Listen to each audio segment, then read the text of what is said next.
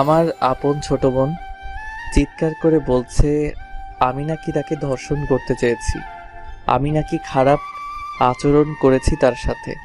তার প্রমাণ নাকি আমার মামনি, সে সময় মতো না গেলে নাকি আমি তার অনেক বড় ক্ষতি করে ফেলতাম। আমার আম্মু তা খুব সহজে বিশ্বাস করে নিল। কথাগুলো শুনে মনে হচ্ছিল আমি এখনো বেঁচে আছি। কেন যখনই কিছু বলতে যাব তার আগেই পায়ের জুতা খুলে আমাকে মারতে শুরু করে দিল আমার আম্মু। আমি অসহায়ের মতো দাঁড়িয়ে মার খাচ্ছি আর কান্না ভেজা চোখের ছোট বোনের দিকে তাকিয়ে আছি। নীলু ন্যাকা কান্না করতে করতে আম্মুর কাছে আমার নামে হাজারো মিথ্যে অপবাদ দিচ্ছে। এর আগেও অনেকবার ভাইয়া আমার শরীরে হাত দিয়েছে, আর প্রতিদিন আমাকে একা পেলে খারাপ খারাপ কথা বলতো। আমি কাউকে কিচ্ছু বলিনি, কারণ কেউ আমার কথা বিশ্বাস করবে না। আজকে তো আমাকে দর্শন করতে চেয়েছিল, আমার জামা কাপড় সব ছিঁড়ে ফেলেছে। মামনি সময় মতো না আসলে। কান্না করতে করতে চোখ মুখ লাল করে ফেলেছে। আম্মু যখন আমাকে মারতে মারতে হাঁপিয়ে ওঠে, তখনই আমার মামাতো ভাই রাকিব একটা ওয়্যার নিয়ে আসে আর মারতে থাকে। এক একটা আঘাতে যেন আমার শরীর থেকে মাংস আলাদা করে দিচ্ছিল। এদিকে মামনি হাজারো কটু কথা বলছে, আর একটা আঘাত করলে হয়তো মরেই যাব। তাই আগেই ওর হাত থেকে কারেন্টের ওয়্যারটা কেড়ে নিয়ে রাকিবের পায়ে আঘাত করলাম। রাকিব মাটিতে লুটিয়ে পড়ছে। মাগো মাগো বলে। দেখেছিস এটা দিয়ে আঘাত করলে কেমন লাগে? মামনি চিৎকার করে বলছে, বদমাস কুলাঙ্গার, তুই আমার ছেলেকে মারলি? তোর তো জন্মেরও ঠিক নেই। তোকে আপু এই বাসায় নিয়ে এসে নিজের ছেলের মতো বড় করেছে, তার এই প্রতিদান দিলি তুই শুধু? তোর জন্য স্বামীর সংসার ত্যাগ করে বাবার বাসায় পড়ে আছে, আর তুই তারই মেয়েকে ছি। ভাবি, আর কোনো কথা বলবা না, এক্ষুনি এই বাসা থেকে বেরিয়ে যেতে বলো। আম্মু নীলুকে জড়িয়ে ধরে বসে আছে। মামনির বলা শেষ কথাগুলো বুক ছিঁড়ে কলিজায় গিয়ে লাগলো। মুখ সামলে কথা বলবেন মামনি। রাকিব, এক্ষুনি আমার চোখের সামনে থেকে সরে যেতে বল, না হলে আমি নিজেকে শেষ করে ফেলবো। আম্মু তোমরা সবাই কি বলছো, আর নীলুই বা কি বলছে আমার মাথায় কিছুই ঢুকছে না। বিশ্বাস করো আম্মু, আমি নীলুকে কিছু করিনি। আমি জানি না নীলু আমার নামে কেন এত বড় অপবাদ দিল। সব কিছু মিথ্যে আম্মু, সব মিথ্যে। আমি কিছুই করিনি আম্মু। আমি না তোমার ছেলে। তুমি কি আমাকে চেনো না? আমি কেমন? আম্মুর পায়ে জড়িয়ে ধরে নিমেষে লাথি দিয়ে ফেলে দিলেন। চুপ কর, আর একটাও কথা বলবি না। তুই আমার ছেলে নোস, পর কখনো আপন হয় না, সেটা আজকেই তুই নিজে প্রমাণ করে দিলি। ভাগ্যিস তোকে আমি জন্ম দিইনি, তুই আমার ছেলে হলে এতক্ষণে তোকে জানে মেরে ফেলতাম। আমি তোমার সন্তান, এটা কখনো মিথ্যে হতে পারে না। প্রয়োজনে আমায় মেরে ফেলো, তবুও এরকম কথা বলো না। তোকে শুধুমাত্র ছেলের পরিচয় দিয়ে বড় করেছি, আর কিছুই নয়। এখন ভালো হবে তুই আমার চোখের সামনে থেকে চলে যা। কোথায় যাব? তুমি ছাড়া আমার আর কে আছে বলো? নীলু তুই বল না সবকিছু মিথ্যে। আমি তোর সাথে কোনো খারাপ আচরণ করিনি।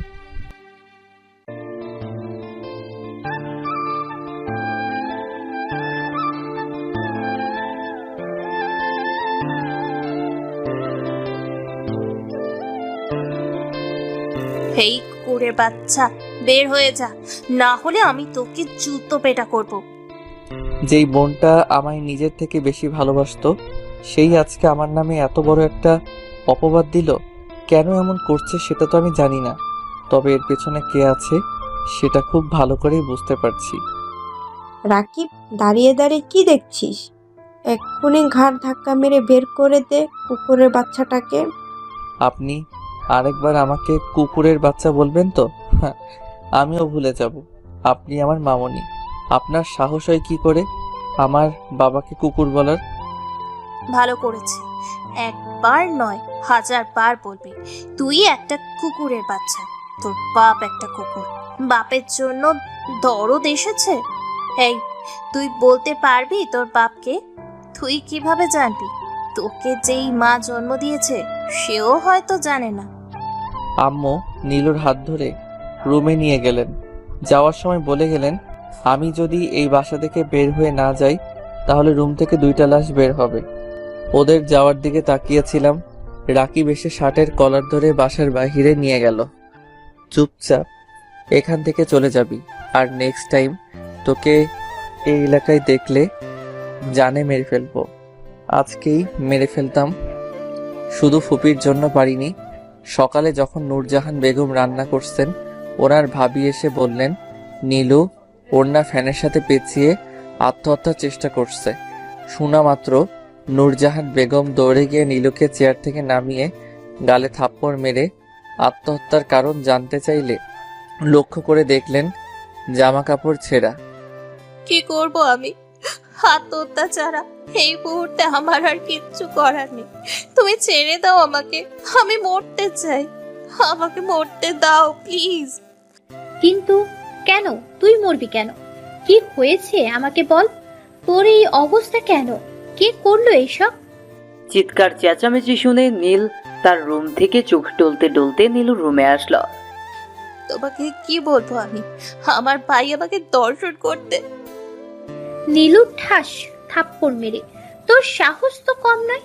ফাসলামি করতে করতে সীমা ছাড়িয়ে গিয়েছিস। আপু, তুমি নীলুকে কেন মারছো? নীলু যা কিছু বলেছে সব সত্যি। আমি নিজের চোখে দেখেছি। সময় মতো আমি না গেলে কি যে হতো। থাক ওইসব কথা। তুমি তো আর তোমার ছেলের নামে এইসব বিশ্বাস করবে না, তাহলে তোমাকে বলে কি হবে? চিৎকার চেঁচামেচি শুনে নীল তার রুম থেকে চোখ টলতে টলতে নীলুর রুমে আসলো। এসে দেখে নীলু কান্না করছে। আম্মু অগ্নি চোখে তার দিকে তাকিয়ে আছে। আম্মু কি হয়েছে? নীলু তুই কাঁদছিস কেন? আম্মু কি হয়েছে? আর কিছু বলার আগেই নীলু আমার শার্টের কলার চেপে ধরলো। আম্মু, এই বদমাইশটা আমার সাথে খারাপ আচরণ করেছে। বাকিটা তো আপনারা জানেন। চোখের পানি মুছে হাঁটতে হাঁটতে নদীর তীরে এসে বসে আছি। কিছুক্ষণ আগের কথা ভেবে নীরব হয়ে শুধু কান্না করেই যাচ্ছি। একটা সামান্য মিথ্যে কথা আমার জীবনটা ধ্বংস করে দিল। নীলু কেন এমনটা করলো? কি ক্ষতি করেছি আমি? মামনি, সেও তো আমায় তার নিজের ছেলে থেকে বেশি ভালোবাসতো। তাহলে সে কিভাবে পারলো আমার উপর মিথ্যে বলতে?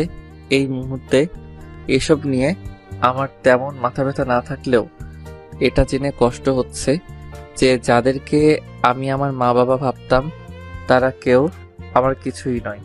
এটা আমি মানতে পারছি না। এসব ভাবতে ভাবতে রাত হয়ে এলো। সারাদিন নদীর তীরে বসেছিলাম। বিকেল হয়ে এসেছে, বাসার দিকে হাঁটা শুরু করলাম। আমি জানি আমার আম্মু আমাকে অসম্ভব ভালোবাসেন। আমার আম্মুর জান আমি। পৃথিবীর সবকিছু একদিকে আর আমি একদিকে। ছোটবেলায় যখন বলতাম আম্মু আব্বু কোথায় থাকেন, বাসায় আসে না কেন আম্মু?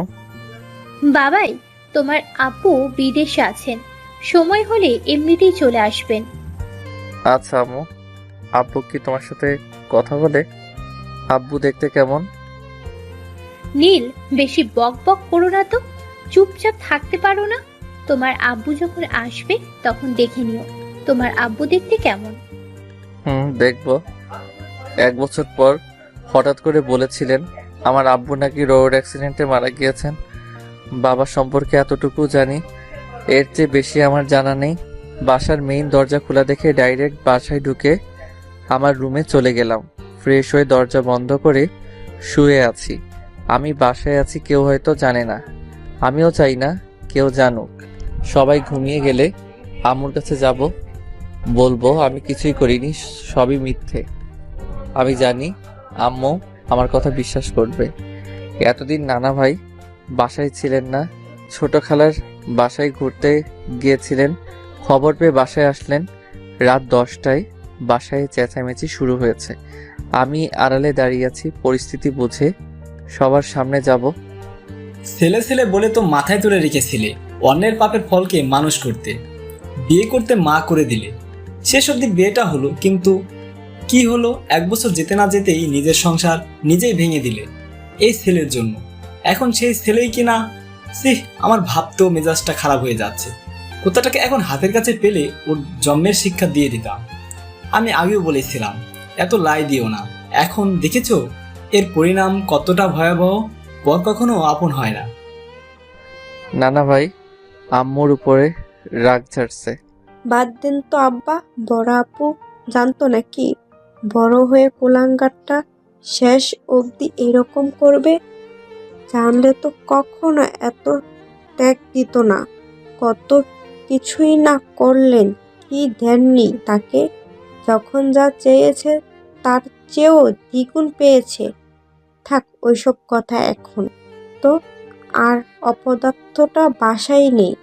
আপু ওনার ভুল বুঝতে পেরেছে, তাই তো ধাক্কা মেরে বের করে দিয়েছে।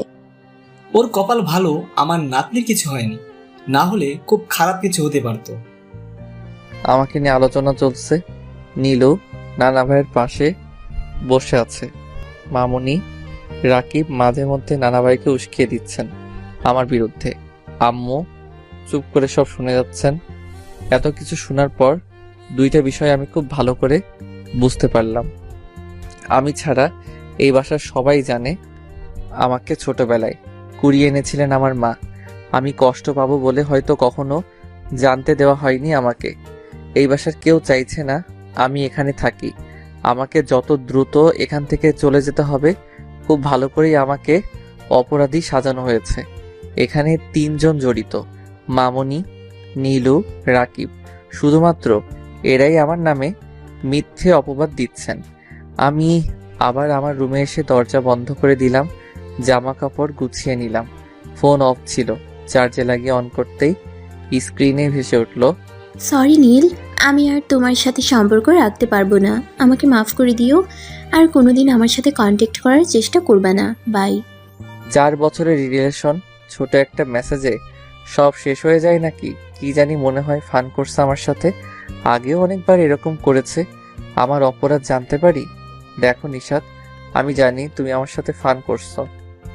বিশ্বাস করো, আমি এখন কোনো প্রকার ফান করার মুডে নেই। অনেক বড় একটা ঝামেলা হয়ে গিয়েছে। তুমি অনলাইনে আসলে কল দিও, আমি তোমায় সব ক্লিয়ার করে বলবো। এটা লিখে সেন্ড করে দিলাম। 5 মিনিটের মাথায় রিপ্লাই আসলো, আমি মোটেও ফান করছি না। আমি তোমার সাথে সম্পর্ক রাখতে পারবো না। So breakup. আমার অপরাধ কি সেটা জানতে পারি? কেন, তুমি জানো না তোমার অপরাধ কি? নাকি আমাকে বলতে হবে? ছি, লজ্জা শরম বলতে কিছু নেই।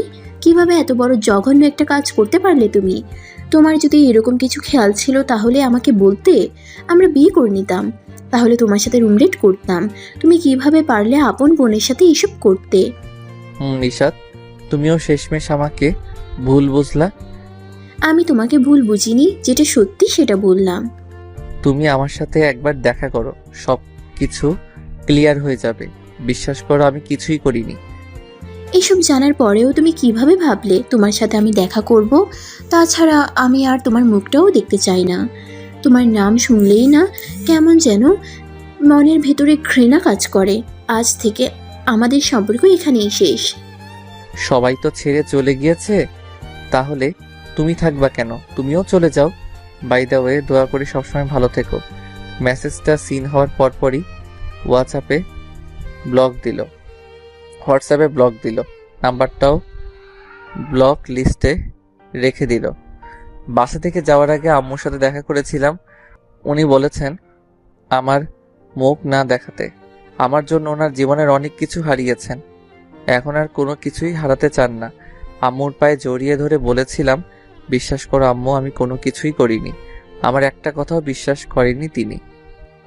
বাসার অন্য কেউ দেখার আগে চুপচাপ বাসা থেকে বের হয়ে যাবি। আমি তোর কেউ নয়। পর তো পরই, আপনগুলোও স্বার্থপর। এই শহরে আর থাকতে চাই না।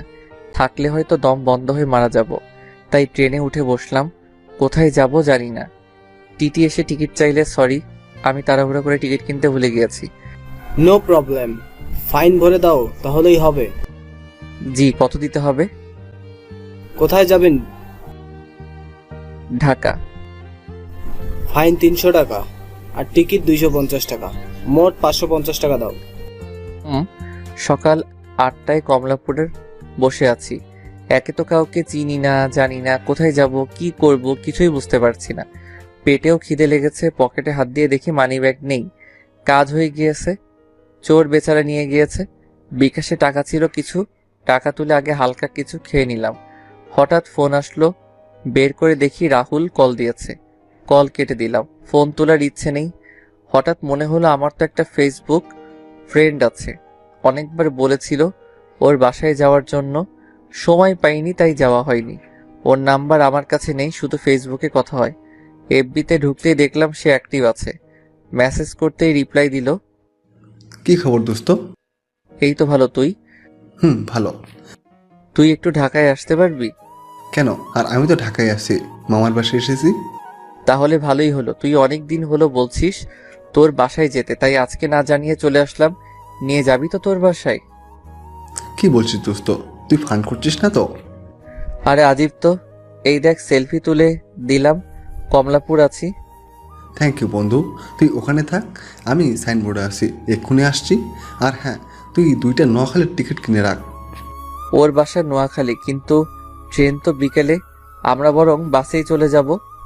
না মামা, ট্রেনে যাবো, সারাদিন তোকে নিয়ে ঘুরবো, আর বিকেলে বাসে যাবো।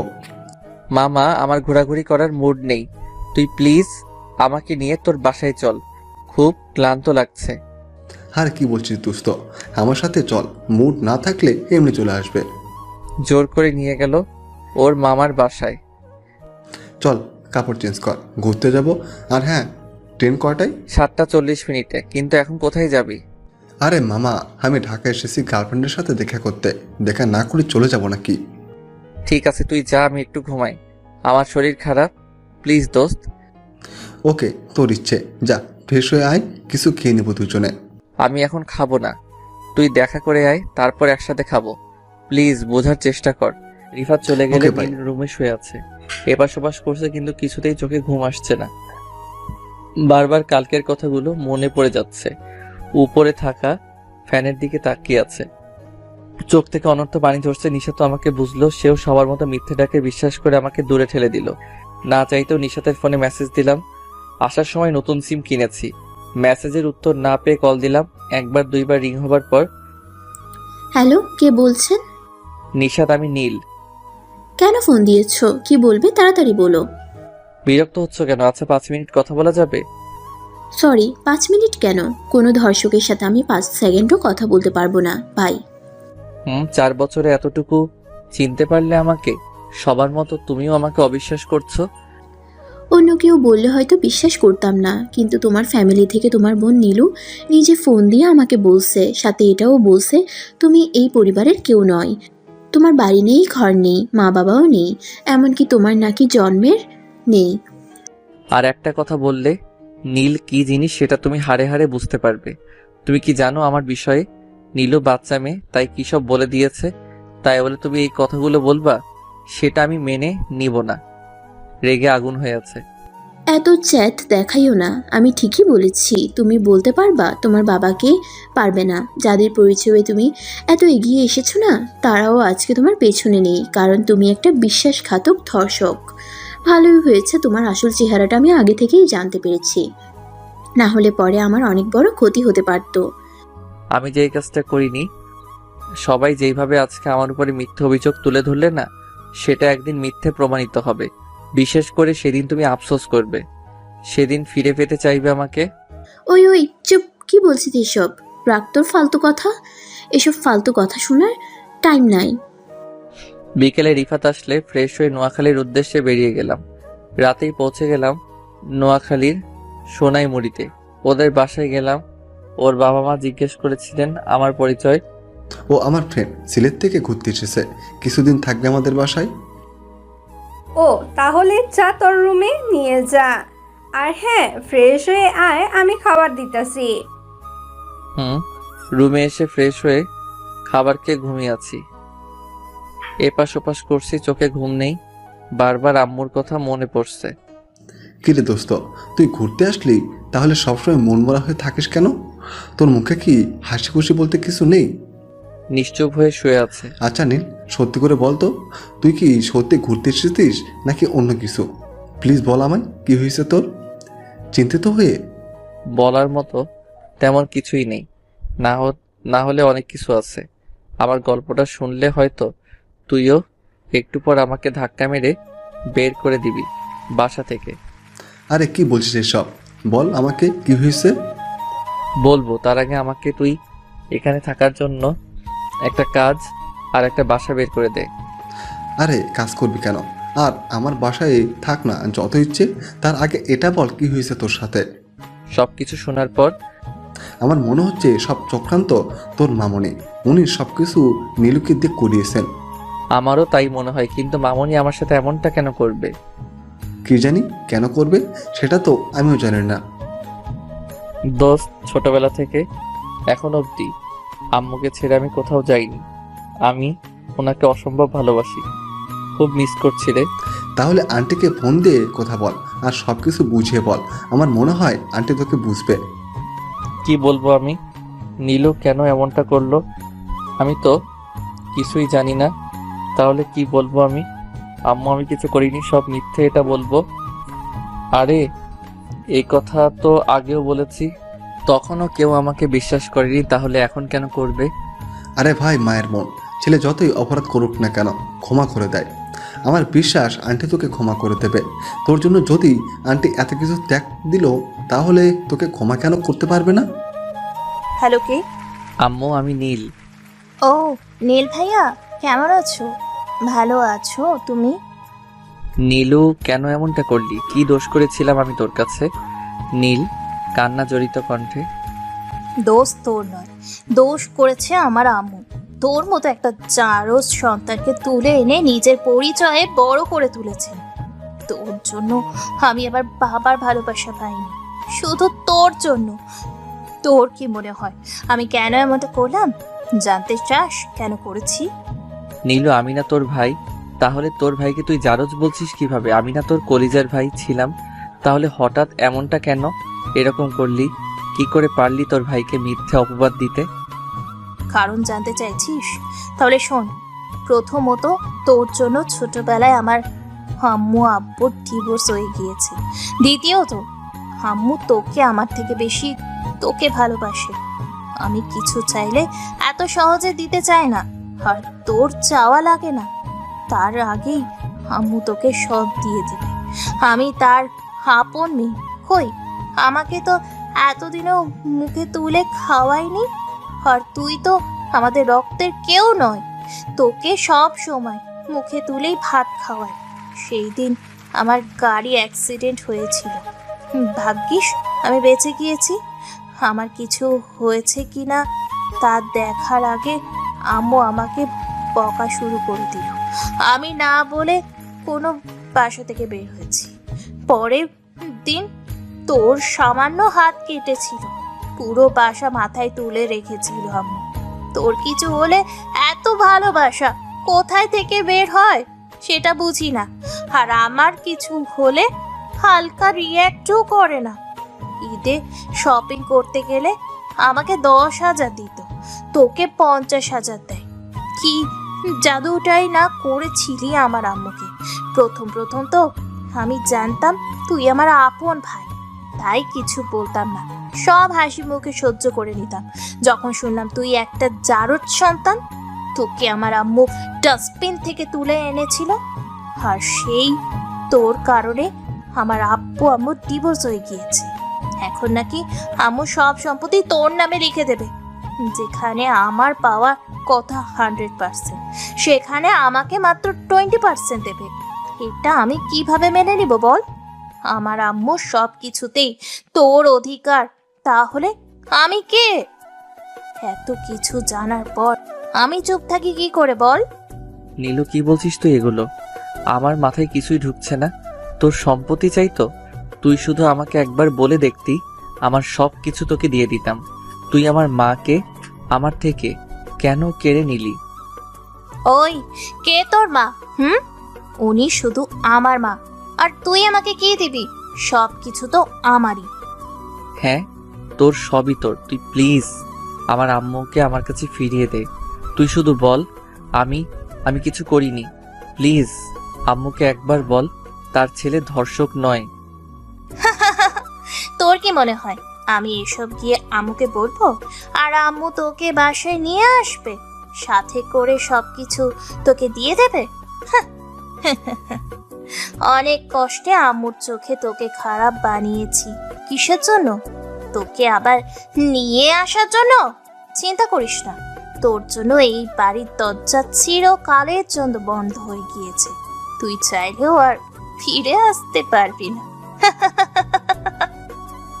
আমার নামে এই অভিযোগটা কিভাবে তুলতে পারলি? একদিন সবকিছুই প্রকাশ হবে, সেদিন কি বলবি? কোনো দিন প্রকাশ হবে না, কারণ সবাই মিলেই এই প্ল্যানিংটা করেছে। যে প্রকাশ করবে সেই আগে ফেঁসে যাবে। মানে মামুনি, রাকিব, নানা ভাই সবাই মিলে প্ল্যান করেছো? আরে হ্যাঁ, শুধু পুরোটা বাদে। মামনি না বললে তো কখনো জানতেই পারতাম না তুই একটা জারজ। সরি, জারজ নয়, টুকাই। ও, তার মানে আমি যেটা ভেবেছিলাম সেটাই। নীলুর এক একটা কথা কলিজায় গিয়ে আঘাত করছিল। ওর জারদ শব্দটা শুনে মাথা ভনভন করছিল। আমি আম্মুর সাথে কথা বলবো। তুই আম্মুর কাছে ফোন দে। নীল চোখের পানি মুছে। সেটা সম্ভব নয়, আম্মু এখন ঘুমাচ্ছে আর আম্মুর সিমটা এখন আমার, বুঝলি? সো তুই চাইলেও আর আম্মুর সাথে যোগাযোগ করতে পারবি না। তুই কি আমাকে বোকা পেয়েছিস? আমি তোর ভাই, তোর থেকে এক কদম এগিয়ে আছি। এতক্ষণ তুই যা কিছু বলেছিস, মানে আমাদের মধ্যে ফোনে যা কিছু আলাপ হয়েছে, সবকিছু আমার ফোনের ছোট মেমোরি কার্ডে রেকর্ড হয়ে আছে। এখন ভালোভাবে তুই সবকিছু আগের মতো করে দে, এতে আমি কাউকে কিচ্ছু বলবো না। আর যদি তা না হয় তাহলে আমি এই রেকর্ড আম্মুকে শোনাবো। তখন তুই সহকারে মামনি, রাকিব সবাই রাস্তায় রাস্তায় ঘুরবি, কারণ আম্মু তোদেরকে বাসা থেকে বের করে দিবে। নীল কথাটা শোনা মাত্র নীলুর মাথায় আগুন লেগে গেল। তুই যদি সত্যি এই রেকর্ড ডিলিট না করিস তাহলে আমি কি করব নিজেও জানিস না। ও হ্যাঁ, তুই এই বাসায় পা রাখার আগেই আমি নিজেকে শেষ করে দেব, সাথে আম্মুকেও। না না, আমি কেন মরবো? আম্মুকে মেরে ফেলবো। কি বলবে কিছুই মাথায় ঢুকছে না। নীলুর মুখে যা আসছে তা বলছে। নীলুর কথা শোনা মাত্র মেজাজ খারাপ হয়ে যায়। আমার মায়ের কিছু হলে তোকে শেষ করে ফেলবো। তোর নামও আর এই পৃথিবীর বুকে থাকবে না। তুই থাকা তো দূরের কথা। একবার চিন্তা করে দেখ, আমি যদি এত বড় জঘন্য একটা কাজ করতে পারি, তোর নামে মিথ্যে অভিযোগ তুলে ধরতে পারি, এমনকি তোর গার্লফ্রেন্ডকেও তোর থেকে কেড়ে নিতে পারি, তোকে নিঃস্ব করে দিতে পারি, তাহলে কারোর জীবন নিতে দুইবার ভাববো কিভাবে? অবশ্য আমার কিছু করতে হবে না, যা করার রাকিবই করবে। নীলু বোন আমার, আমি আসবো না আর কোনোদিন তোদের বাসায়। রেকর্ড ডিলিট করে দিব। তুই প্লিজ আম্মুর কোনো ক্ষতি করিস না। নীলুর হাত থেকে মামুনি ফোন কেড়ে নিয়ে বলতে শুরু করলেন, আমি কথা দিচ্ছি বাবা, তোমার মায়ের কিছু হবে না। তুমি শুধু রেকর্ডটা ডিলিট করে দাও আর এই বাসায় তোমার আম্মুকে খুঁজতে এসো না। আর যদি আসো তাহলে আমরাও তোমাদের কথা রাখতে পারবো না। হ্যাঁ, ভালো থেকো। ফোন কেটে বালিশে মুখ গুজে কান্না করছে নীল। পাশে থেকে রিফাত মাথায় হাত বুলিয়ে কান্না করতে মানা করছে। কি বলে সান্ত্বনা দিবে ভাষা খুঁজে পাচ্ছে না। মামনি, সত্যি কি নীল বাসায় আসলে আম্মুকে মেরে ফেলবে নাকি? দূর পাগলি মেয়ে, আরে আমরা তো শুধু নীলকে ভয় দেখিয়েছে, আমাদেরও তো সাহস আছে নাকি আপুকে কিছু বলার? আমার কেন জানি খটকা লাগছে। আরে কি খটকা লাগছে শুনি? শুধু তোমার একার মা নাকি? আমারও ফুপি লাগেন। তাছাড়া আজ বাদে কাল আমার শাশুড়ি হবেন। আমরা কিভাবে ওনার ক্ষতি করব বলো? সকালে সোফাতে বসে ফোনের স্ক্রিনে থাকা ওয়ালপেপারের দিকে তাকিয়ে আছেন নূরজাহান বেগম। হ্যাঁ, ওয়ালপেপারে নীলের ছবি লাগানো। এক ধ্যানে তাকিয়ে আছে। ওনার এখনো বিশ্বাস হচ্ছে না নীল এমনটা করেছে। আবার নিজের চোখকেও অবিশ্বাস করতে পারছেন না। ঢাকা 1998। ইন্টার দ্বিতীয় বর্ষে পড়ালেখা করতেন সামিরা আর নূরজাহান, দুইজন বেস্ট ফ্রেন্ড। একজন আরেকজনকে ছাড়া চলতেই পারতো না। নূরজাহানের দেশের বাড়ি সিলেটে আর সামিরার শেরপুর। অনাথ, ছোটবেলা থেকেই অনাথ আশ্রমে বড় হয়েছে। দুইজন খুব ভালো বান্ধবী, এক কথায় এক প্রাণ দুইটি দেহ। পড়াশোনায়ও খুব ভালো ছিল দুইজন। প্রতিদিনের মতো আজকেও কলেজে যাচ্ছে দুইজন। হঠাৎ করে একটা ছেলে এসে রাস্তা আটকে সামনে দাঁড়িয়ে যায়। পেছন থেকে ফুল বের করে হাঁটু গেড়ে বসে পড়ে সামিরার সামনে। আমি তোমাকে ভালোবাসি, তুমি কি আমার হবে? তুমি কি আমার হবে সামিরা? সামিরা কিছু বলছে না, চুপচাপ দাঁড়িয়ে আছে আর বারবার আর চোখে নূরের দিকে তাকাচ্ছে। প্লিজ কথা বলো। আচ্ছা, এখন উত্তর দেওয়া লাগবে না, এই ফুলটা নাও। সামিরা এইবার চোখগুলো ছোট ছোট করে নূরের দিকে তাকায়। নূর ইশারায় বলে ফুলটা নিতে। সামিরা নূরের কথা মতো ফুলটা হাতে নিয়ে পাশ কাটিয়ে চলে যায়। রাতে ঘুমানোর আগে, নূর ছেলেটা কে? আগে তো কখনো দেখিনি। তাছাড়া হুটহাট কি বললো? আমার তো সবকিছু মাথার উপর দিয়ে গেল। আরে ওর নাম জিশান, আমাদের ক্লাসমেট, নতুন ভর্তি হয়েছে। আচ্ছা সামিরা, সত্যিই কি সবকিছু তোর মাথার উপর দিয়ে গেছে, নাকি তুইও কি চোখ মেরে? আরে না, আমি ওকে পছন্দ করি না। দেখতে কেমন যেন লাগে, চুল এলোমেলো, শার্টের গুদাম খোলা, হাতে কি সব চুড়ি পরা, দেখতে পকেটে পকেটে লাগে। আমি কখন বললাম তুই পছন্দ করিস? তার মানে বুঝি বুঝি, সব বুঝি। তার উপরে চুল, শার্ট সব লক্ষ্য করা হয়েছে, তাই না? সামিরা এবার লজ্জায় লাল হয়ে গিয়েছে। নূর খুব ভালো করে বুঝতে পারছে সামিরা প্রেমে পড়েছে। কিন্তু জিসান তো এই কয়েকদিন নূরের আগে পিছে ঘুরঘুর করলো। নূর প্রথমে ভেবেছিল তাকে প্রপোজ করতে এসেছে, কিন্তু হঠাৎ করে সামিরাকে প্রপোজ করলো জিসান। তাহলে এই কয়েকদিন যে নূরকে ফলো করে বেড়াতো, সেটা কি ছিল? নূরের মাথায় কিছুই ঢুকে না। এদিকে সামিরা কিছু একটা ভাবনায় ডুবে আছে। হয়তো জিসানের কথা ভাবছে। পরের দিন হোস্টেল থেকে কলেজে যাওয়ার উদ্দেশ্যে হাঁটছে। যেহেতু কলেজ আর হোস্টেল কাছাকাছি, 3 থেকে 4 মিনিট লাগে হেঁটে যেতে, তাই হেঁটেই যাচ্ছে। আচ্ছা নূর, আজকেও যদি ছেলেটা এসে প্রপোজ করে তাহলে কি করব? কি আর করবি, পিছু পিছু ঘুরবি। পরে যদি মনে হয় জিশান তোকে সত্যিই ভালোবাসি, তাহলে তুই লাভ ইউ বলে দিবি। আরে আস্তে ধীরে কথা বল, পিছে পিছে আসছে, শুনে ফেলবে। তাহলে তো ভালোই, আসতে দে। সামিরা, সামিরা, ওই শোনো সামিরা। পেছন থেকে ডেকে ডেকে সামনে আসলো। কি ভাবলে? আমি এখনো কিছু ভাবিনি। কেন ভাবনি কেন?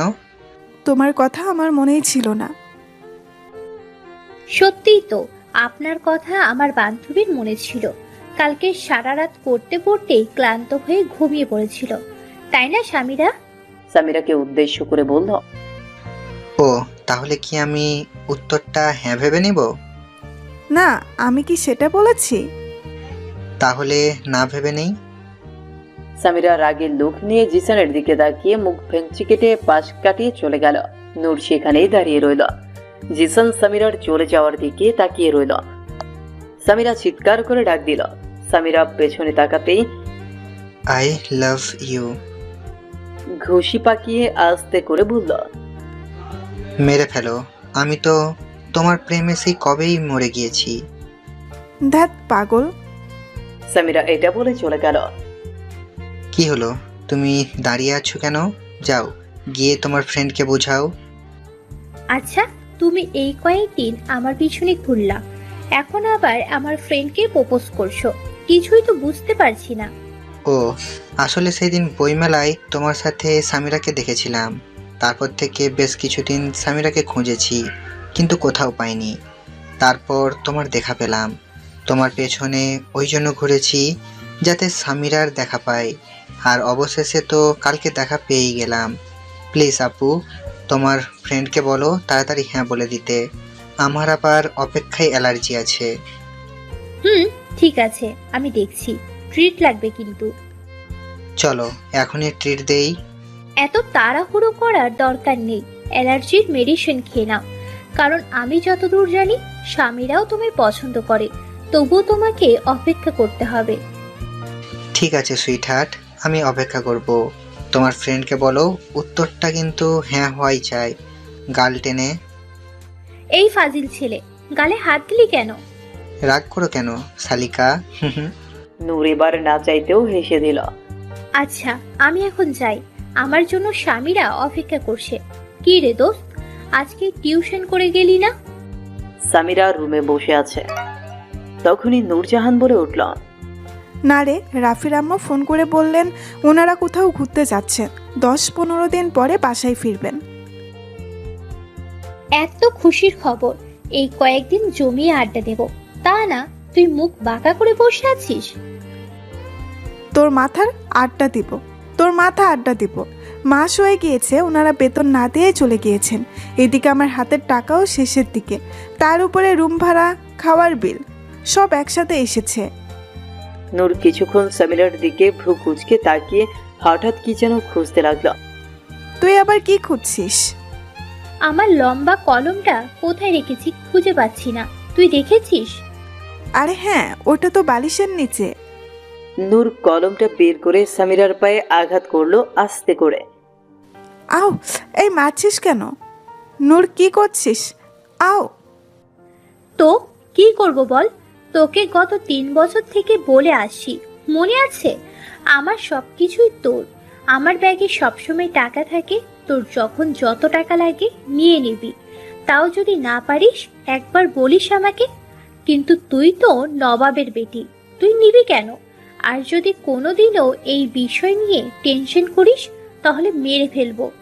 নূর রেগে আগুন হয়ে আছে। সরি।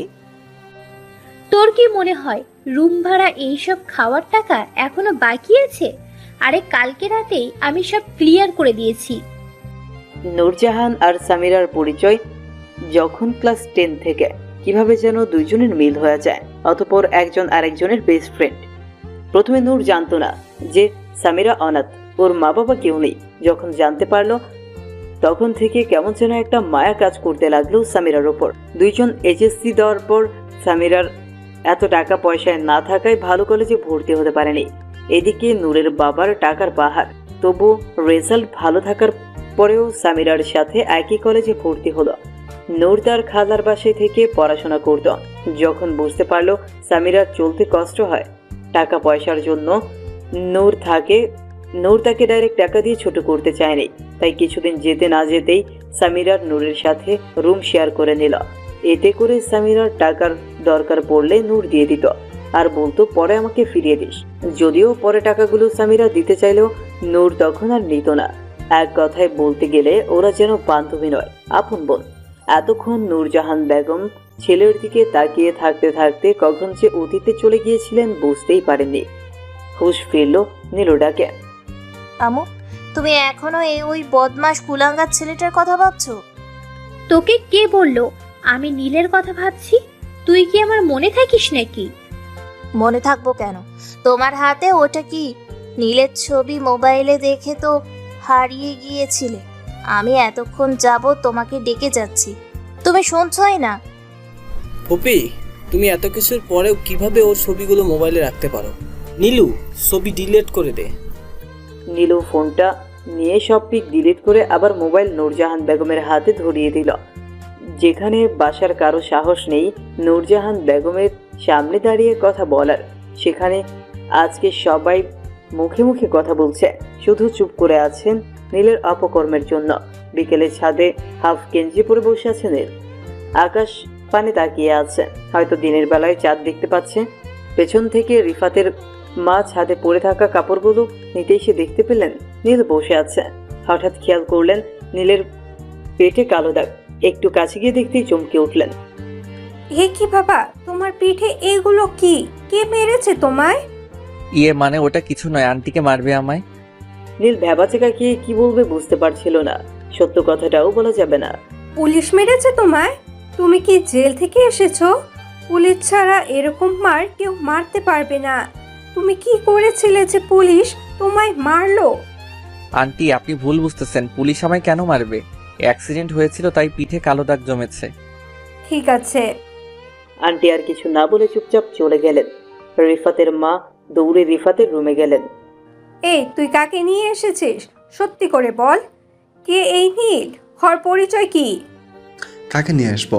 তোমাকে বলেছিলাম না ও আমার ফ্রেন্ড সিলেট থেকে ঘুরতে এসেছে। আমাকে কি মনে করিস? হ্যাঁ, আমি কিছু বুঝি না। ঘুরতেই যদি আসবে তাহলে কই? আসার পর থেকে তো একবারও বাসা থেকে বের হলো না। আমি জানি ছেলেটা একটা গুন্ডা, আমি দেখেছি। ওর পিছনে পিঠে কালো আঘাত, পুলিশ মেরেছে ওকে। আমার মনে হয় জেল থেকে পালিয়ে এসেছে। আমরা কোনো ঝামেলায় পড়তে চাই না। তুই এখনই ওকে বাসা থেকে বের করে দে, না হলে আমি পুলিশ ডেকে ধরিয়ে দেব। আম্মু, তুমি নীলকে ভুল বুঝতেছ। আসলে হয়েছে, সব কিছু বললো তার মাকে, তাই বিপদে পড়ে এখানে এসেছে। কিছুদিন পর আবার চলে যাবে। তুই সত্যি বলছিস তো? বিশ্বাস না হলে তুমি নিজে নীলকে বাসা থেকে বের করে দাও। ও আচ্ছা, তুই নীলকে নিয়ে আয়, আমরা ওকে নিয়ে ডাক্তারের কাছে যাব। কি? নিচে আয়। কেন? আম্মু তোকে নিয়ে ডাক্তারের কাছে যাবে। আরে না, লাগবে না, অমনি ঠিক হয়ে যাবে। থাপ্পড় দেবো নাকি আসবি? তুই আমাকে বলিসনি কেন? আজকে 3-4টে দিন পার হয়ে গেল, আম্মু না দেখলে তো তুই কাউকে কিছুই বলতি না।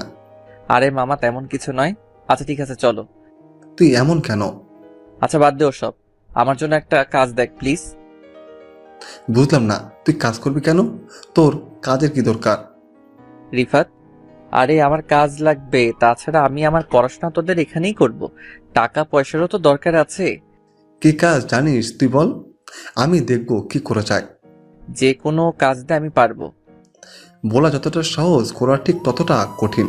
তাছাড়া কাজ না জানলে তোকে কেউ কাজ দেবে না। এই আমি গাড়ি চালাতে জানি, ড্রাইভিং।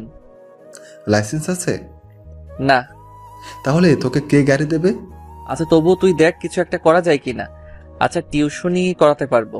আচ্ছা দেখা যাবে, চল ফ্রেশ হয়ে বাইরে আয়, আম্মু অপেক্ষা করছেন। 2 দিন পর এই নীল, হেদিকে আয়। রিফাত রুমে বসে ফোন ঘাটছে আর নীল তখন ব্যালকনিতে ছিল। কি হয়েছে? মামা, তোর চাকরি হয়ে গিয়েছে। কি বলছিস, সত্যি? আমাদের এলাকায় এক হুজুরের বাড়িতে ওনার মেয়েকে মাদ্রাসায় নিয়ে যাবে, আবার নিয়ে আসবে। আর সন্ধ্যার পরে তুই চাইলে ওনার ছোট মেয়েকে টিউশন পড়াতে পারিস। মামা I love you, thank you. মামা রিফাতকে জড়িয়ে ধরলো। হয়েছে, আর মায়া দেখাতে হবে না। উনি তোকে দেখতে চাইছেন, এখনো চাকরি হয়নি। সো বিকেলে ওনার বাসায় যাব। আরে মামা তুই থাকতে এত টেনশন করা লাগবে না, আমি জানি চাকরি হয়ে যাবে। বিকেলে বসে আছে হুজুরের বাসায়। আসরের নামাজ পড়ে হুজুর আমাদের সাথে দেখা করলেন। আসসালামু আলাইকুম। দুইজন একসাথে সালাম দিলাম। ওয়ালাইকুম আসসালাম। ভালো আছেন মামা? আলহামদুলিল্লাহ, তুমি ভালো আছো? জি ভালো। রিফাত, এই কি সেই ছেলে? জি। তুমি গাড়ি চালাতে জানো? 3 বছর গাড়ি চালিয়েছি। লাইসেন্স আছে তো? না মানে ওইটা নেই। তুমি ড্রাইভিং কে শিখিয়েছিল আর লাইসেন্স নেই, জানার পরে কি তোমায় গাড়ি দিয়েছিল? কেউ শিখায়নি, আমি একা একা শিখেছি। আর গাড়ির কথা বলছেন, ওটা আমার গাড়ি, আম্মু আমাকে গিফট দিয়েছিলেন। তোমার নিজেরই যখন গাড়ি আছে, তাহলে আমার গাড়ি চালাতে চাইছো? বুঝলাম না কিছু। ওই মানে মামা, ওর বাসা সিলেটে, এখানে পড়াশোনা করতে এসেছে। তাছাড়া আন্টি নীলের উপর রেখে টাকা পাঠানো বন্ধ করে দিয়েছেন। খুব বেশি টাকা অপচয় করে তো, তাই এখন পড়াশোনার জন্য নিজেই টাকা ইনকাম করতে হবে। আপনি প্লিজ ওকে চাকরিটা দিয়ে দিন। আচ্ছা বুঝলাম, তা টিউশনিও করবে? হ্যাঁ। এই নাও গাড়ির চাবি। কাল থেকে তোমার কাজ সকাল 9টার আগে আমার বাসায় পৌঁছে আমার মেয়েকে মাদ্রাসায় দিয়ে আসবা, আবার বিকালে 4টায় নিয়ে আসবা। এর ভিতরে অন্য কাজ করতে পারো। তুমি কলেজেও যেতে পারবে। মাঝে মতো আমি কোথাও বের হলে আমাকে নিয়ে যাবে। আর 7টার পরে আমার ছোট মেয়েকে পড়াতে আসবা, 1 ঘন্টা পড়াবা। ঠিক আছে, আমি কালকে সময় মতো চলে আসব। আর শোনো, তোমার বেতন গাড়ি যে চালাবা তার জন্য 8,000 টাকা, কারণ আমার আগের ড্রাইভারকেও একই বেতন দিতাম। আর টিউশনের বেতন তোমার পড়াশোনার উপরে নির্ভর করে দিবে। সেদিনের মতো চলে আসলাম। পরের দিন সকালে সঠিক টাইম মতো পৌঁছে গেলাম ওদের বাসায়। 30 মিনিট আগে এসেছি, এসে বসে আছি। কিছুক্ষণ পরে একটা মেয়ে আসলো, সাথে পিচ্চি আর একটা বোরকা পরা, হাতে পায়ে মোজা পরা, চোখগুলো দেখা যাচ্ছে না, এসে গাড়িতে বসে পড়ল। মনে হয় এটাই। আর কেউ আছে কি না জিজ্ঞেস করলাম। জি না, আর কেউ নেই, আপনি চলুন। জি। বিসমিল্লাহ বলে চাবি ঢুকিয়ে সেলফ নিতে গিয়ে গাড়ি একটা ঝাঁকুনি দিল। গাড়ি নিউট্রাল না করেই সেলফ নিতে গিয়েছিলাম। এই যে ভাইয়া, আপনি আদৌ কি পারেন গাড়ি চালাতে? হ্যাঁ, পিচ্ছি মেয়েটা। আরে পারি তো। আমার মনে হচ্ছে না। অতঃপর চলতে লাগলো গাড়ি।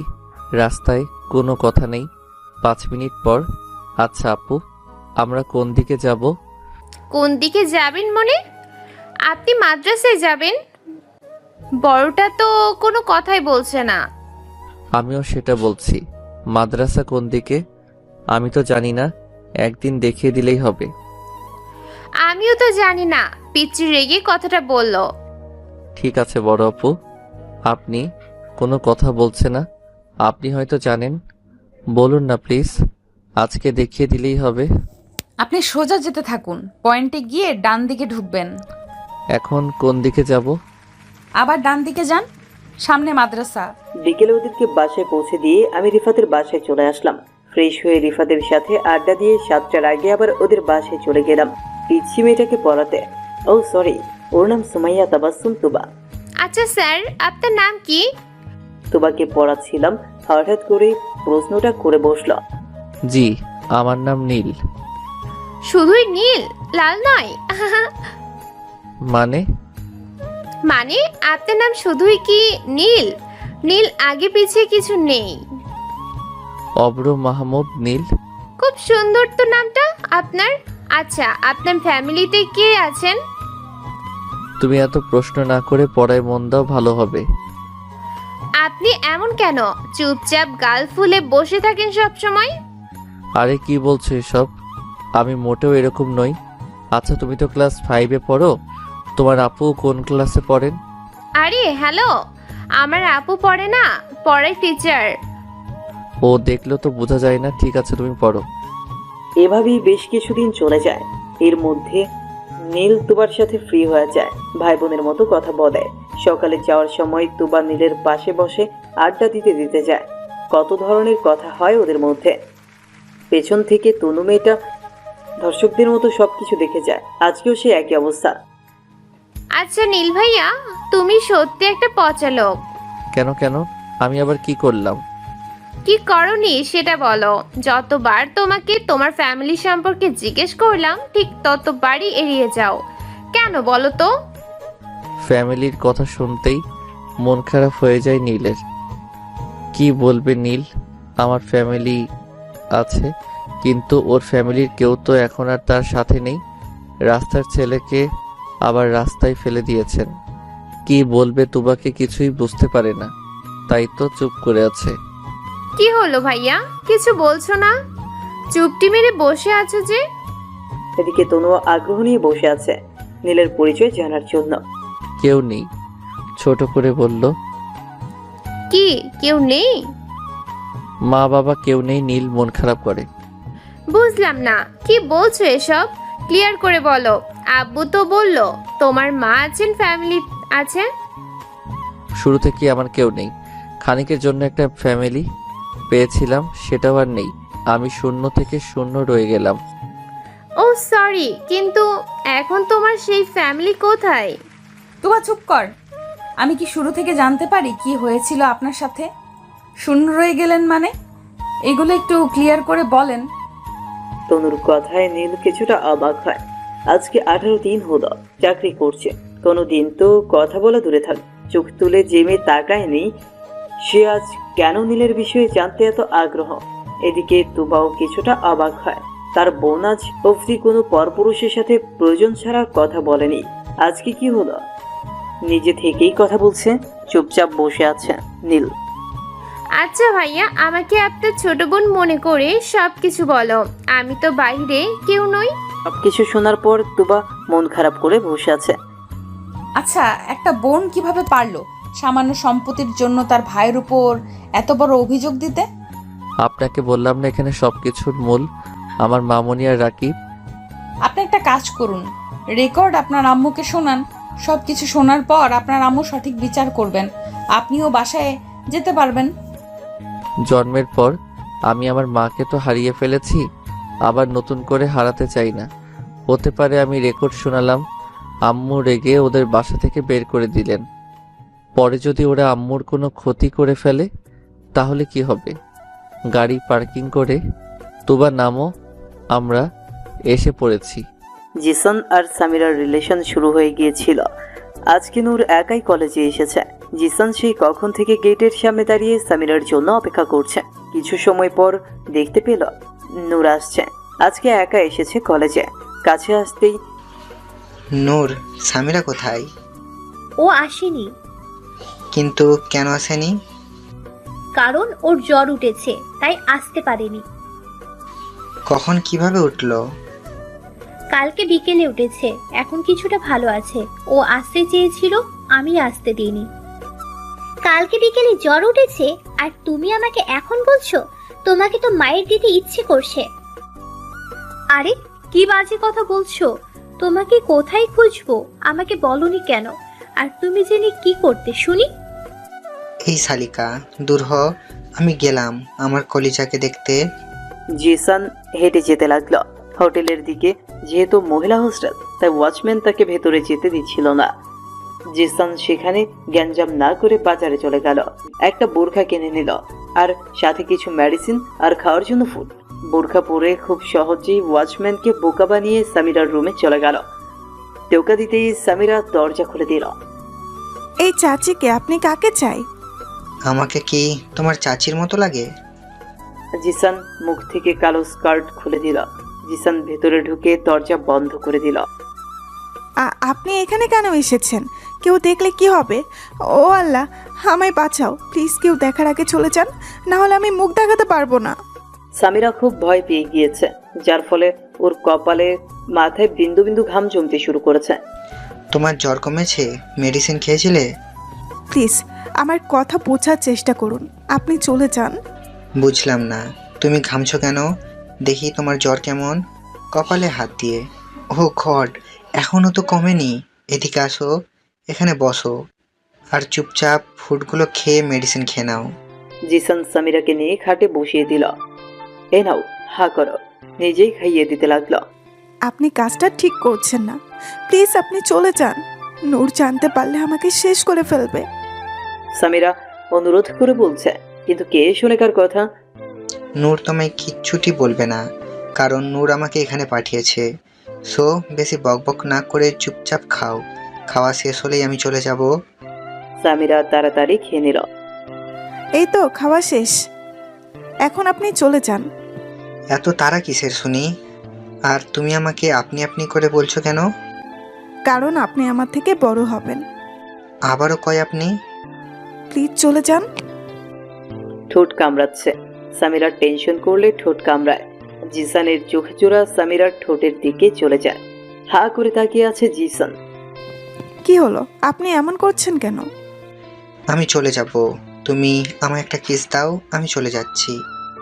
সামিরা এবার অসহায়ের মতো জিসানের দিকে তাকিয়ে রইল। আপনি এমন কেন করছেন? ঠিক আছে, যেতে হবে না। না, আমি চলে যেতে চাই। তাহলে যাও, মানা করেছে কে? তুমি কিস করলেই আমি চলে যাব। আমি পারবো না। ঠিক আছে, আমিও যাব না। প্লিজ চলে যাও। প্লিজ তুমি দিয়ে দাও।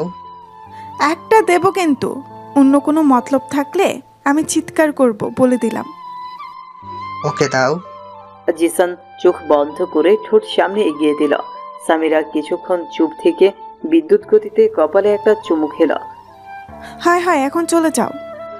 এই 80 দশকের বুড়ি, আমি কি ছোট বাচ্চা নাকি যে কপালে চুমু খেলে? আমি আর পারবো না, তুমি চলে যাও। এদিকে আসো, আমি শিখিয়ে দিচ্ছি। না, আমার শেখার দরকার নেই। আছে আছে, দরকার আছে, আসো। সামিরা বেচারি অনেকক্ষণ থেকে কান্না আটকে রাখলেও আর পারল না। বাচ্চা মেয়েদের মতো কান্না করে দিল।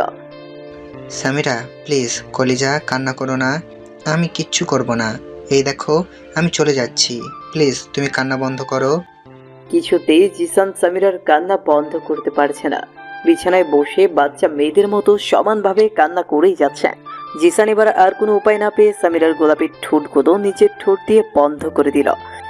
এতে করে অটোমেটিক সামিরার কান্না বন্ধ হয়ে গেল। 2 মিনিটের মাথায় জিসান সামিরাকে ছেড়ে দেয়। সামিরা ছাড়া পেয়ে আবার কান্না করে দিল। তুমি কান্না বন্ধ করবে নাকি আরেকবার করব? সাথে সাথে সামিরা চুপ হয়ে গেল। তাহলে আমি এখন যাই, কেমন? জিসান উঠতে যাবে, সামিরা হাত চেপে ধরল। থাকো না আরো কিছুক্ষণ। ওরে আমার সাহসী, একটু আগে তো মরা কান্না করছিলে, আর এখন বলছো থাকো না, কেউ দেখলে কি হবে? সামিরা হাতটা ছেড়ে দিল। ঠিক আছে, চলে যাও। না, তুমি যখন এত করে বলছো তাহলে একটু পরেই যাই। এখন বলছি চলে যেতে, সো চলে যাও। জিসান এবার সামিরাকে টান দিয়ে বাহুতে নিয়ে নিল। আচ্ছা কলিজা, তুমি এমন কেন বলো তো? সামিরা চোখ বড় করে জিসানের হার্টবিট শুনতে লাগলো। এদিকে জিসান একা একা বকবক করেই যাচ্ছে, সেদিকে কোনো খেয়াল নেই। নীলু, আমার টাকা লাগবে।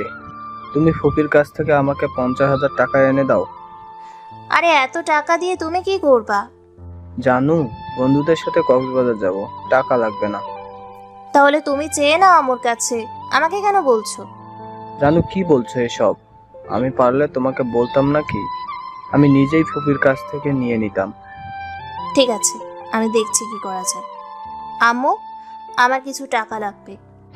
দয়ারে আছে, নিয়ে নে। ডয়ারে মাত্র 5,000 টাকা, এই টাকায় আমার হবে না। কত লাগবে শুনি? 50,000 লাগবে। এত অল্প টাকা দিয়ে কি করবি? চেকবুক নিয়ে আয়, 5 লাখ টাকা দিয়ে দিচ্ছি। বুঝলাম না, তুমি এমন করছো কেন? যা আছে সব তো আমারই, তাহলে 50,000 টাকা দিতে তুমি এমন করছো কেন? আমি তোকে আর 1 টাকাও দেব না। 5,000 নিলে নে, না হলে রেখে যা। আমাকে 50,000 দিতে তুমি প্যাচাল করছো? আর ওই টুকাই ছেলেটাকে চাইলে তো 5 লাখ দিয়ে দিতা। সেই দিনও তোমার কাছে 3 লক্ষ চাইলো, আর তুমি ওকে চেকবুকে সই করে দিয়ে বললা যত ইচ্ছা এমন বসিয়ে নিতে। আর আমি তোমার নিজের মেয়ে, আমাকে মাত্র 50,000 টাকা দিতে কৈফিয়ত চাইছো? কি হয়েছে নীলা, চিৎকার চেঁচামেচি করছো কেন? দেখো না ভাই, আমি কিছু টাকা চেয়েছি, আমও দিতে চাইছেন না। আর ওই বদমাইশটা যখন চাইতো, কিছু না বলেই চুপচাপ দিয়ে দেওয়া হতো। অনেক হয়েছে, আর না, যা বলার বলেছিস। দ্বিতীয়বার নীলকে একটা গালি দিবি, তাহলে আমি ভুলে যাব তুই আমার মেয়ে। খারাপ কি বলেছে? ভালো করেছে। তোর জারসটার জন্য এত দয়া লাগছে কেন? স্টপ, আর একটাও কথা বলবে না। তোমরা সবাই মিলে নীলকে গালিগালাজ করছো। কি করেছেটা কি? কেন আপু, তোমার মনে নেই কি করেছে? বেদব ছেলেটা আমাদের নীলুর ইজ্জত হাত দিতে চাচ্ছিল, আর তুমি তারও হয়ে কথা বলছো? কিসের কি বলছো? আমার নীল আমাকে কখনো মিথ্যে কথা বলেনি, কোনো দিনও না। আমি ভুল করেছি সেদিন নীলের কথা অবিশ্বাস করে। আমার নীল এত বড় খারাপ কাজ করতেই পারে না। আমার কেন জানি মনে হচ্ছে সবকিছু সাজানো নাটক ছিল। আপু, কোনো কিছুই নাটক ছিল না। আমি নিজের চোখে দেখেছি। আমাকে দেখে নীল পালিয়ে গিয়েছিল, পরে ঘুম থেকে উঠিয়ে এমন হাবভাব করলো যেন কিছুই জানে না। আমি এতটাও বোকা নই। আমি খেয়াল করেছি নীল বাসা থেকে যাওয়ার পর সবাই এমনভাবে চলাফেরা করেছো যেন কিছুই হয়নি। যদি সত্যি নীল নীলার সাথে অসভ্যতামি করত, তাহলে নীল চলে যাওয়ার পরে থেকে এতটা খুশি থাকতে পারতো না। কারণ তার সাথে যেটা হয়েছিল সেটা ডিপ্রেশনে চলে যেত, না হলে কয়েকদিন মন মরা হয়ে বসে থাকতো। একটা মেয়ের সাথে যখন এরকম একটা অঘটন ঘটে, তখন একটা মেয়ের কোন পরিস্থিতিতে দিন কাটায় সেটা আমি খুব ভালো করেই জানি। আর এদিকে আমার মেয়ে নীল চলে যাওয়ার পর দিন শপিং করতে গিয়ে সিনেমা দেখে, শপিং করে রাতে বাসা ফিরছে। এতে করে বোঝা যায় সবকিছু নাটক ছিল, সবকিছু সাজানো নাটক ছিল, শুধুমাত্র নীলকে বাসা থেকে বের করে দেওয়ার একটা ফাঁদ। আর এই নাটকে অভিনয়টা খুব ভালো করেই করেছিলে তোমরা। বিশেষ করে আমার ভাবি। তুমি তো ফাটিয়ে দিয়েছো, তোমার অভিনয়ের কোনো জবাব নেই। নীলার মা, তুই কি বলতে চাস? তাহলে নীলা আর বোমা নাটক করেছে? কিন্তু কেন? ওরা কেন এমনটা করবে শুনি? নীলার তো কলিজার ভাই ছিল।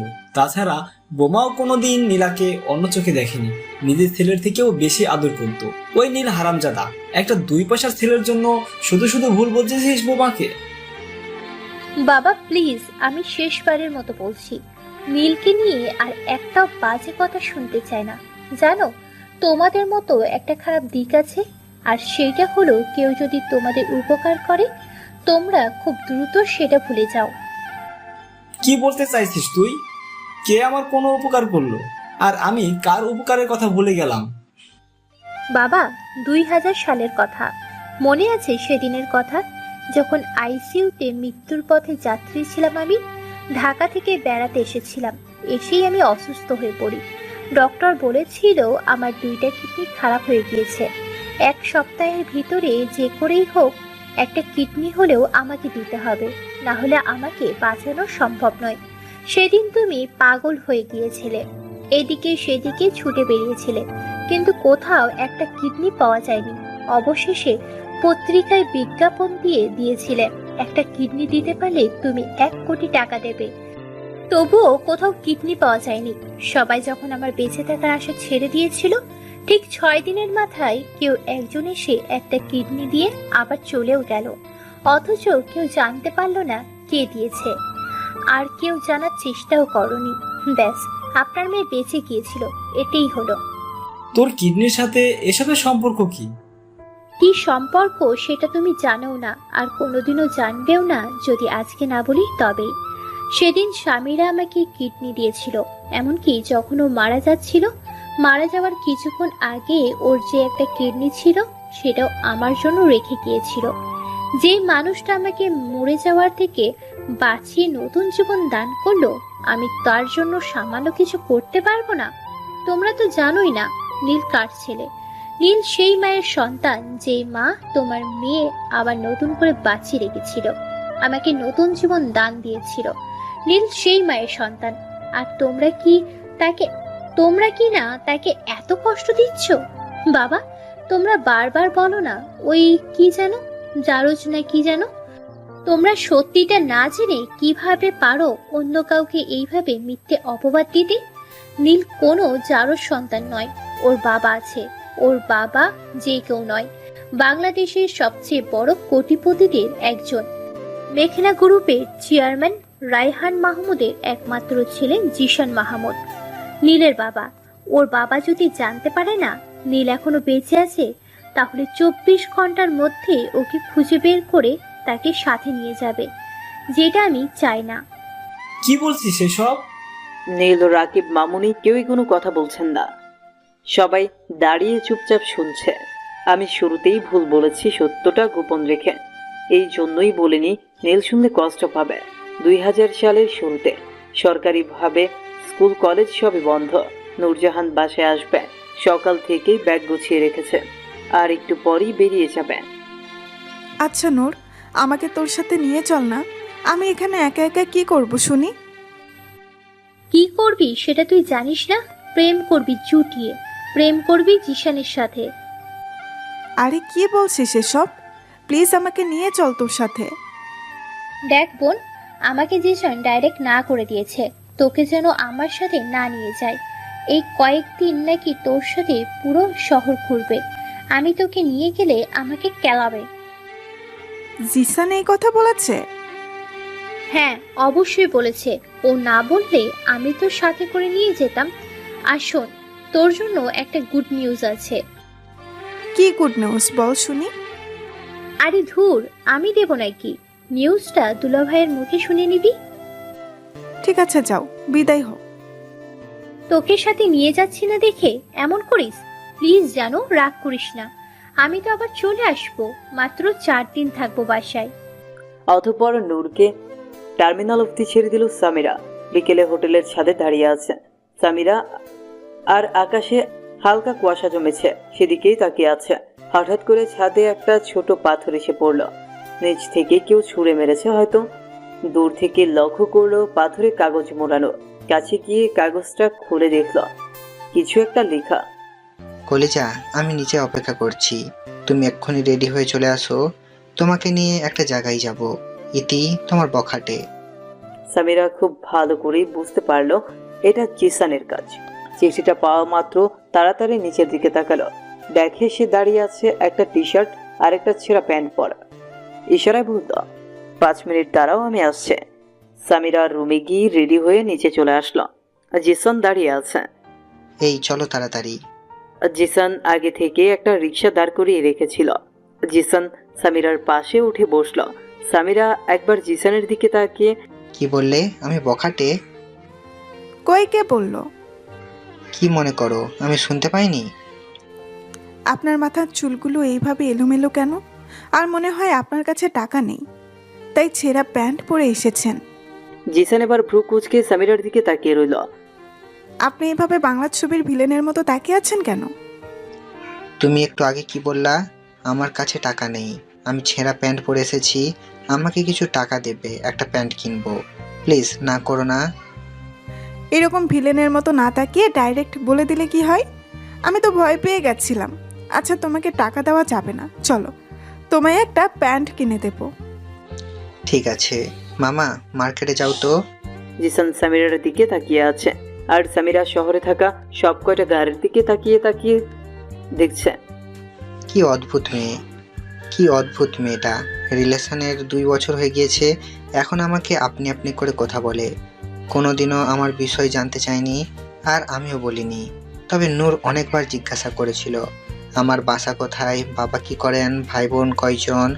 তখন তাকে কিছু বলেছিলাম, বাবা একটা বেসরকারি চাকরি করেন, আর ভাই বোন বলতে আমি একা। আর কিছু জানতে চাইনি, আর আমিও আগবাড়িয়ে কিছু বলিনি। আচ্ছা, আপনি বলেছিলেন আমাকে কোথাও নিয়ে যাবেন, তা কোথায় নিয়ে যাবেন শুনি? আগে চলো, গেলেই জানতে পারবে। মামা নামেন, এসে পড়েছে। শোনো মামা, এই নাও তুমি চা পানি খাও, আমরা একটু ভেতর থেকে আসছি। জিসান রিক্সাওয়ালার হাতে 50 টাকার নোট ধরিয়ে দিল। সোজা মার্কেটের ভেতরে ঢুকে পড়ল। আচ্ছা কলিজা। এই চুপ করবেন? কি শুরু করলেন? এত লোকের ভিড়ে আপনি আমাকে কলিজা বলবেন না। ওকে সরি। চলো মহারানী, আমার জন্য একটা টি শার্ট একটা প্যান্ট কিনলো। প্রথমে আমি দিতে চেয়েছিলাম, পরে ভাবলাম না থাক না, প্রিয় মানুষটার দেওয়া কিছু। সামিরাকে নিয়ে সোজা আমার বাসায় চলে আসলাম। সামিরা দেখতে পেল বিশাল বড় একটা বাড়ি। এই, আপনি এটা কার বাড়িতে আমাকে নিয়ে এসেছেন? আমার এক ফ্রেন্ডের বাড়ি এটা, ওনারা তোমাকে দেখতে চেয়েছিলেন, তাই নিয়ে আসলাম তোমাকে। দেখুন, আমি কারো বাসায় যাব না, আমাকে হোটেলে দিয়ে আসেন। আরে পাগল নাকি, চলো আমার সাথে। হাত ধরে নিয়ে গেল ভেতরে। সোফায় বসে আছেন আমার ছোট্ট ফুপু। আমাকে আর সামিরাকে দেখে কাছে আসলেন। ফুপু, আম্মু কোথায়? তোর আম্মু উপরে। তার আগে এটা বল, মেয়েটা কে? তোমার বৌমা। সামিরা চোখ বড় বড় করে তাকিয়ে আছে জিসানের দিকে। তার ফুপু হাঁ করে তাকিয়ে আছেন সামিরার দিকে। সামিরার বুঝতে বাকি রইল না এটা জিসানের ফ্রেন্ডের নয়, বরং তারই বাসা। সামিরা চলো মায়ের রুমে গিয়ে, সামিরা যাও সালাম করো আমার আম্মু। সামিরা পা ছুঁয়ে সালাম করে নিল। আরে উঠো মা, এ কি করছো? সামিরা চুপচাপ দাঁড়িয়ে আছে। এই মুহূর্তে তার কি করা উচিত সে নিজেই জানে না। মনে মনে জিসানের উপর অনেক রাগ জমতে শুরু করলো। বলা নেই হঠাৎ করে এরকম একটা পরিস্থিতির মুখে দাঁড় করিয়ে দিল। আম্মু এখনো বললে না তোমার বৌমা কেমন? মাশাআল্লাহ, অনেক সুন্দর। তোমার নাম কি মা? জি সামিরা। জিসান, তুই সামিরাকে নিয়ে তোর রুমে যা, আমি আসছি। জি। জিসান সামিরাকে নিয়ে রুমে চলে আসে। জিসান গিয়ে খাটের উপরে বসে পড়ে। সামিরা দরজার পাশে দাঁড়িয়ে চোখ ছোট ছোট করে তাকিয়ে আছে জিসানের দিকে। কি হলো কলিজা, এদিকে আসো। এখানে দাঁড়িয়ে আছো কেন? জানেন কাউকে মিথ্যা বলার পরিণাম কি হতে পারে? আপনি এত মিথ্যাবাদী কেন? আজীব তো, আমি আবার কখন তোমাকে মিথ্যা বললাম? আপনার বাবা একটা বেসরকারি চাকরি করেন, আপনার ফ্যামিলিতে কেউ নেই, শুধু আপনি আর আপনার আব্বু আম্মু। এটা মিথ্যা নয়। কই, এখানে আসার পর তো আমার একবারও মনে হয়নি আপনার বাবা একজন বেসরকারি চাকরি করেন। আপনি তো দেখলাম আপনার ফুপু আছে, চাচা চাচি, আর একটা ছোট বোনও আছে। এইগুলো তাহলে কারো কাছ থেকে কিনে এনেছেন এদেরকে? ও মাই গড, তুমিও না? এইগুলো তো আমি নূরজাহানকে বলেছি, তোমাকে তো বলিনি। আর তুমি তো কোনোদিন জিজ্ঞাসাও করনি, তাহলে তোমাকে মিথ্যা আমি কখন বললাম? আরে ওটা তো একই কথা, আমাকে বলা আর নূরকে বলা একই। কলিজা, এসব বাদ দাও, এক্ষুনি আম্মু আসবেন। সো চুপচাপ বসে থাকো, এদিকে আসো। সামিরা জিসানের কথা অনুযায়ী তার পাশে গিয়ে বসে থাকে। আচ্ছা, আপনার আব্বু আম্মুর আমাকে পছন্দ হবে তো? হবে মানে 100% হবে। আমার ফ্যামিলির সবাই আমাকে অনেক ভালোবাসে, আমি যা বলবো তাই করবে। আমার কেন জানি মনে হলো আপনার ফুপুর আমাকে পছন্দ হয়নি। আর আপনার রুমে আসার সময় আপনার ছোট বোন আর চাচি কেমন করে যেন তাকিয়েছিল। আমাকে দেখে ওদের মনে হয়েছিল আমি কোনো অন্য গ্রহের প্রাণী। আমার মনে হয় ওরা আমাকে পছন্দ করেনি। ওই কলিজা, এত টেনশন করো না তো। তুমি যেমনটা ভাবছো তেমন কিছুই হবে না, আমার উপরে বিশ্বাস আছে তো। জিসান সামিরার হাতের উপর হাত রেখে একটু পর বাসার সবাই একসাথে জিসানের রুমে আসে। এতক্ষণ জিসান সামিরার হাতটা ধরে রেখেছিল। সামিরা নিজের থেকে জিসানের হাতটা ছাড়িয়ে নিতে চাইলে জিসান আরো শক্ত করে ধরে রাখল। আচ্ছা ভাবি, ভাইয়াকে তুমি নাকি বখাটে বলে রাখো? সেম তোমার মতো আমিও রাখি। এই আভা, ফাজলামি পরে হবে, চল। আচ্ছা মা, তোমার আব্বু আম্মু কেমন আছেন? জি, মানে সামিরা একদম নার্ভাস হয়ে গিয়েছে, কি বলবে। আম্মু, ওর আম্মু আব্বু কেউ নেই। স্টুপিড, তুই আগে বলতে পারলি না? সামিরা, মন খারাপ করিস না মা, আমি জানতাম না, গাধাটা আমায় বলেনি। না, ঠিক আছে। সেদিন অনেক কথা হয়েছে, খুব সহজেই সবাই সামিরাকে আপন করে নিয়েছিল। কয়েক ঘন্টার জন্য সামিরা ভুলেই গিয়েছিল সে অনাথ, তার কেউ নেই। তখন মনে হয়েছিল তার সবই আছে। এই কয়েক ঘন্টায় তার যে সুখী এই পৃথিবীতে আর কেউ নেই। রাতে সবাই বসে আড্ডা দিচ্ছে, আমি, ফুপু আর আভা, সামিরা। তখনই আম্মু এসে বললেন আব্বু অফিস থেকে আসার সময় হয়ে গিয়েছে, সামিরাকে নিয়ে দিয়ে আসতে। আমিও আম্মুর কথা অনুযায়ী সামিরাকে নিয়ে বেরিয়ে পড়লাম। কি ব্যাপার, তা বিয়ে করব শুনি? বিয়ে মানে? আমি ওর বিয়েটি এখন করতে পারবো না, আগে আমার পড়াশোনা শেষ হবে, তারপর ওসব নিয়ে ভাববো। কিন্তু আম্মু তো বললেন যত দ্রুত সম্ভব আমাদের বিয়ের কাজটা সেরে ফেলতে। আচ্ছা, ভেবে দেখবো। সামিরাও চাইছিল বিয়েটা হয়ে যাক।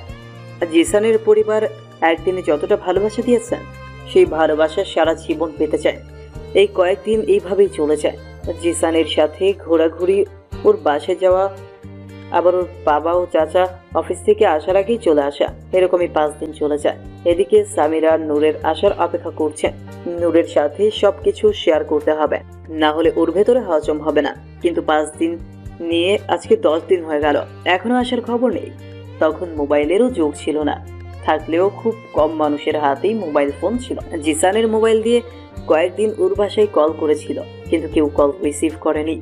অবশেষে আর কোনো উপায় না পেয়ে জিসানকে নিয়ে সোজা চলে আসে নূরের বাসায়। যদিও আগে অনেকবার এসেছে, তাই আসতে অসুবিধা হয়নি। ওদের বাসায় এসে দেখে বাসা তালা দেওয়া। ওয়াচম্যানকে জিজ্ঞেস করলে বলল, নূর আপাকে নিয়ে হাসপাতালে আছে সবাই, মনে হয় নূর আপা বাঁচবে না। কি হয়েছে চাচা, আমাকে বলেন। ওনার 2টা কিডনি নষ্ট হয়ে গিয়েছে, কালকের ভেতরে কিডনি না দিতে পারলে আপনাকে বাঁচানো যাবে না। এদিকে ওনার বাবা প্রায় পাগল হয়ে গেছে, একটু আগে ওনার একমাত্র ছেলে মারা গিয়েছে। আপার মাও ছোটবেলায় মারা গিয়েছেন। কান্না করে দিল। হাসপাতালের অ্যাড্রেস নিয়ে চলে যায় হাসপাতালে। গিয়ে সবার আগে ডাক্তারে যায়। ডাক্তারের কাছ থেকে সবকিছু জেনে নিল। সামিরার মাথা কাজ করছিল না, যেভাবেই হোক নূরকে বাঁচাতে হবে। যখন কোথাও কিডনি পাওয়া যায়নি তখন সামিরা সিদ্ধান্ত নেয় তার একটা কিডনি দিয়ে দিবে। জিসান তখন খুব রেগে যায়। সামিরা, তুমি পাগল হয়ে গিয়েছো, কিডনির ব্যবস্থা হয়ে যাবে, এখনো 24 ঘন্টা সময় আছে। তবুও তুমি প্লিজ এরকম করো না। আগামী 6 দিনে হয়নি, তাহলে বাকি 24 ঘন্টায় হয়ে যাবে, এটা ভেবে চুপ থাকাটা বোকামি। তাছাড়া আমার আর নূরের ব্লাড একই গ্রুপের, আমাকে যেইভাবেই হোক নূরকে বাঁচাতে হবে। সামিরা, তুমি পাগলামি করছো, পরে তোমার কি হবে ভেবে দেখেছো? প্লিজ। হ্যাঁ, আমি পাগলামি করছি। আমার যা হবার আমার চোখের সামনে আমার বোনটা মারা যাবে, আর আমি তো চেয়ে চেয়ে দেখব। ও তোমার জাস্ট বান্ধবী ছিল, বোন নয়। আপনি কি জানেন ও আমার কি ছিল? 5 বছরেও আমার যতটা খেয়াল রেখেছে, আমার মা বাবা বেঁচে থাকলেও অতটা খেয়াল রাখতে পারতো না। যখন যা লেগেছে তা দিয়েছে, কখনো বান্ধবীর চোখে দেখেনি, বোনের চোখে দেখেছে। আমার সব বিপদে যেই মানুষটা আমার পাশে ছিল, তাহলে আজকে আমি কেন পারবো না? আমি অতটাও স্বার্থপর নয়। এতে আপনি যদি আরেকবার আমাকে বাধা দেওয়ার চেষ্টা করেন, তাহলে আপনার রাস্তা আলাদা, আপনি যেতে পারেন।